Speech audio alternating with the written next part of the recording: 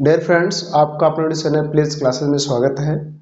आज के लेक्चर में आप क्लास 10th मैथ्स इकाई 5वां समांतर श्रेणियों में दिए गए जितने भी चैप्टर्स हैं उनका नाम है 5। प्रश्नावली 5 है। 5(1), 5(2), 5(3), 5(4) जितने भी प्रश्नावली होंगे सभी प्रश्नावली को कवर किया जाएगा और देखा जाएगा कि इन प्रश्नावली में दिए गए सभी क्वेश्चंस को हम किस तरह से हल कर सकते हैं। तो डियर फ्रेंड्स, इस इकाई का, इस यूनिट का नाम है, इस चैप्टर का नाम है समांतर श्रेणियां। क्या नाम है? समांतर श्रेणियां। देखिए यहाँ पर आपके सामने लिखा हुआ है समांतर श्रेणियां। सबसे पहले हम समांतर श्रेणी के बारे में कुछ जानेंगे कि समांतर श्रेणी क्या होता है या समांतर श्रेणी किसे कहते हैं। तो समांतर श्रेणी को समझने के लिए हमें पहले कुछ बेसिक चीजों को जानना बहुत जरूरी है। इसलिए हम सबसे पहले बात करेंगे कि सीक्वेंस क्या होता है। सीक्वेंस क्या होता है और उसके बाद हम बात करेंगे सीक्वेंस के बाद कि सीरीज क्या होता है और सीरीज के बाद हम बात करेंगे कि प्रोग्रेशन क्या होता है। प्रोग्रेशन, ठीक है, प्रोग्रेशन क्या होता है। यदि हम इन तीन बातों को समझ लेते हैं तो निश्चित है कि हम समांतर श्रेणी समझ जाएंगे कि श्रेणी क्या होता है या समांतर श्रेणी क्या होता है। ठीक है, तो सीक्वेंस को हिंदी में कहते हैं अनुक्रम और ये आपको सीखने को मिलेगा जब आप 11th क्लास 12th क्लास के मैथमेटिक्स पढ़ेंगे, तब आपको ये सीखने को मिलेगा। यदि आप 11th 12th में मैथमेटिक्स लेते हैं तो आपको अनुक्रम, सीक्वेंस, ये सब आपको सीखने को मिलेंगे। तो सीक्वेंस क्या होता है? सीक्वेंस को हिंदी में कहते हैं अनुक्रम। क्या कहते हैं? अनुक्रम। और सीरीज को हिंदी में कहते हैं श्रेणी। क्या कहते हैं? श्रेणी। ठीक है, आप यहां पर देखना, सीरीज की जो हिंदी लिखी जाती है इस तरह से श्रेणी लिखी जाती है और यहाँ देखिए श्रेणियां जो है इसमें समांतर श्रेणियों में इस तरह से लिखा गया, यानी इसकी हिंदी जो होती है इस तरह से लिखी जाती है। दोनों में अंतर है, देखेंगे इस तरह से और इस तरह से, इन दोनों में अंतर है। हिंदी को लिखने की तरीका में दोनों में क्या है? अंतर है। तो इस बात को भी आप नोट करेंगे कि इनकी हिंदी भी अलग प्रकार से लिखी जाती है। और इस प्रोग्रेशन का मतलब होता है, प्रोग्रेशन का मतलब होता है प्रगति। ठीक है, क्या कहेंगे? प्रगति, या जो इस प्रकार का श्रेणी लिखा है उसको भी इसको कहा जाता है। ठीक है, या इस तरह से। ठीक, तो हम सबसे पहले सीक्वेंस, सीरीज और प्रोग्रेशन की बात करते हैं क्योंकि हम जो पढ़ने वाले हैं समांतर श्रेणियां, इसका नाम है अर्थमेटिक प्रोग्रेशन। अर्थमेटिक प्रोग्रेशन, ठीक है। तो ये एक प्रोग्रेशन हम पढ़ने वाले हैं, लेकिन प्रोग्रेशन को पढ़ने से पहले नंबर 1 सीक्वेंस को जानेंगे, नंबर 2 सीरीज को जानेंगे और नंबर 3 प्रोग्रेशन को जानेंगे। फिर हमको समझ में आएगा कि समांतर श्रेणियां क्या होती हैं। ठीक, तो आपने देखा क्या कि सीरीज के हिंदी में और प्रोग्रेशन के हिंदी में थोड़ा सा डिफरेंस है। यहां पर देखेंगे और यहां पर देखेंगे, इसको श्रेणी और इसको श्रेणी पढ़ते हैं। ठीक है, दोनों में हिंदी के डिफरेंस है। प्रोग्रेशन में प्रगति भी होता है और सीरीज में श्रेणी होता है। अब हम बात कर लेते हैं कि सीक्वेंस क्या होता है। सीक्वेंस क्या होता है, तो सीक्वेंस के लिए थोड़ा सा मैं इसको डिफाइन करता हूं, फिर आपको बताता हूं कि ये क्या होता है। डियर फ्रेंड्स, देखेंगे मैंने यहाँ सीक्वेंस को डिफाइन कर दिया है और सीरीज को भी डिफाइन कर दिया है। यहाँ पर बस रहे प्रोग्रेशन।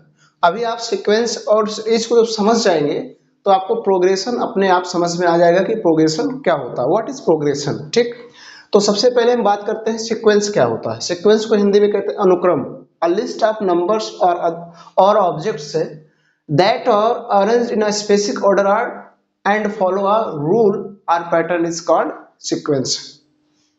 यानी सीक्वेंस होता क्या? a list of numbers, यानी संख्याओं का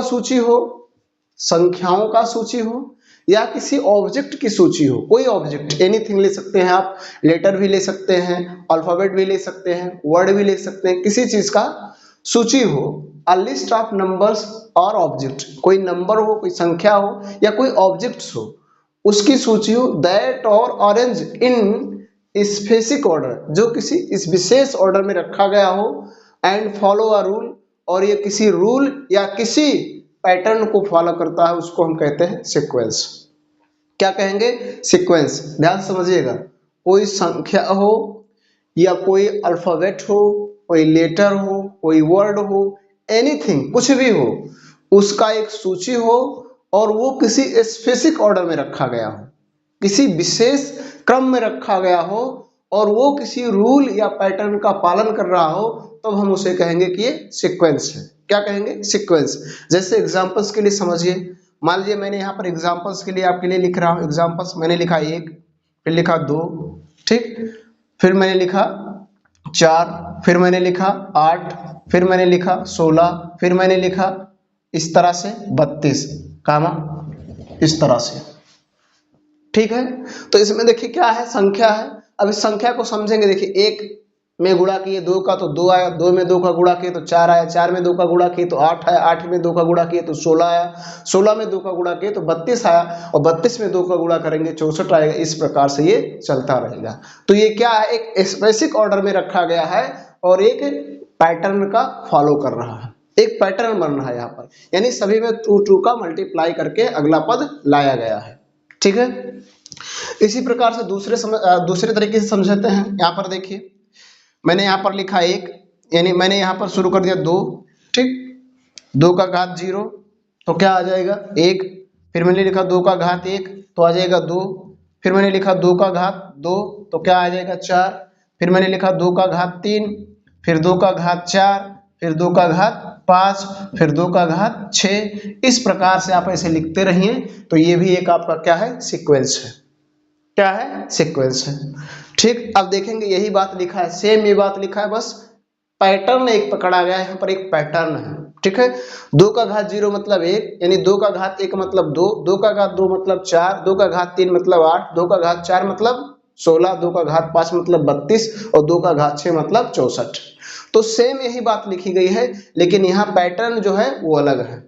तो इसको हम क्या कहते हैं, सीक्वेंस। चलिए एक अल्फाबेट लेते हैं, वर्ड अक्षर कोई ले लेते हैं। मान लीजिए x लिखे, x², ठीक है, x³ x4 x5, है ना, डॉट डॉट इस प्रकार से अनंत तक। यहाँ पर देखेंगे x की घात 1 है, x की घात 2 है, x की घात 3 है, x की घात 4, x की घात 5 है, यानी इसके घातों में 1 की वृद्धि हुई है। तो इस प्रकार का कोई नंबर हो या कोई ऑब्जेक्ट्स हो, कोई एनीथिंग, नंबर है या कोई ऑब्जेक्ट्स है, कोई भी है, अगर किसी स्पेसिफिक ऑर्डर में, किसी स्पेसिफिक यानी विशेष क्रम में रखा गया है और किसी रूल या पैटर्न का पालन करता है, तब हम उसे कहेंगे सीक्वेंस है। क्या कहेंगे? सीक्वेंस है, ठीक। अब ध्यान से समझना। दूसरी बात, सीरीज क्या होती है? श्रेणी, the sum of the elements of a sequence, यानी जो सीक्वेंस में एलिमेंट है, एलिमेंट मतलब जो ये पद दिए गए हैं 1 2 4 8 16 32, इनको सम कर दिया जाए। सम यानी इनके बीच में प्लस लगा दिया है। जो ये कामा का यूज किया गया है, यहाँ पर आप प्लस लगा दीजिए, यहाँ पर क्या कर दीजिए, प्लस लगा दीजिए, यानी plus plus plus plus plus plus. तो ये आपका क्या हो गया? सीरीज हो गया। क्या हो गया? Series. The sum of the element of a sequence which in an arrangement of numbers in a particular order is called series, यानी जो भी इसमें लिखा गया है उसका सम कर दिया जाए। सीक्वेंस में जो एलिमेंट होते हैं, जो पद होते हैं, उनको हम योग कर देंगे तो आपको क्या मिल जाएगा? सीरीज मिल जाएगा, ठीक है। क्या मिल जाएगा? सीरीज। सेम बात यहाँ भी कर सकते हैं, ऐसे कर देंगे तो आपको क्या मिलेगा? सीरीज। इस तरह से ये क्या बन गई? एक सीरीज, ठीक। तो आपने समझा कि सीक्वेंस और सीरीज क्या होता है, ठीक है। आपको समझ में आ गया होगा कि सीक्वेंस किसे कहेंगे और सीरीज किसे कहेंगे।